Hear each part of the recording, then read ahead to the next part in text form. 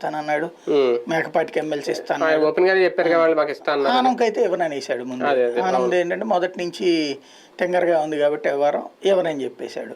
శ్రీదేవికి ఇవ్వనని చెప్పేశాడు. ఏదైనా చూసుకుంటానన్నాడంటే ఏదో నెక్స్ట్ ఏ చైర్మన్ పదవిలో ఇచ్చుండేవాడు, లేకపోతే ఎమ్మెల్సీ కూడా ఇచ్చేవాడేమో.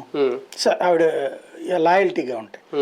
అతను మొహమాటం ఏం లేకుండా అక్కడే బాబు నేను చూసుకుంటానన్నాడు, జగన్మోహన్ రెడ్డి నేను నా వైఖరి ఇది అని చెప్పేశాడు.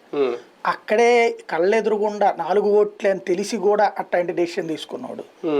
ఇక్కడ 25 మంది దాని గురించి కంగారు పడిపోయేసి వెనకాడతాడా యాటిట్యూడ్ చూస్తే? 3 సీట్లు మాకే దక్కించుకోవాలని ఒక ప్రెస్టీజ్ ఇష్యూ ఏం లేదా జగన్మోహన్ రెడ్డి గారికి? పోతే పోనీ ఒక సీట్ అన్నట్టు ఏమైనా ఉంటారు? చేస్తుంది అనేది నమ్మకం, రాకపోతే పోయింది అనుకుంటాడు. అంటే పెద్దల సభ కదా, రాజ్యసభ కదా, ఒక స్థానం అయినా ఎందుకు వదులుకోవాలి? మండలిలో కూడా పెద్దలే కదా, అది పెద్దల సభ, మన రాష్ట్రానికి పెద్దల సభ.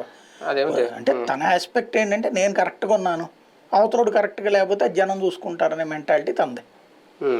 తెలుగుదేశం పార్టీ ఒక గేమ్ ఏమన్నా నడుపుతుందా? అంటే నిజంగా 26 మంది అసంతృప్తులు ఇటువైపు, అంటే మొన్న వీళ్ళన్నమాటే కదా, దాదాపు 30 నుంచి 40 మంది మాతో టచ్లో ఉన్నారని, లాస్ట్ మినిట్లో ఏమన్నా ట్విస్ట్ ఇచ్చే అవకాశం ఉంటుందా? ఇప్పుడు 50 మంది మాతో టచ్లో ఉన్నారు, 100 మంది టచ్లో ఉన్నారు అన్నట్టు ఎప్పటి నుంచి చెప్తున్నారు.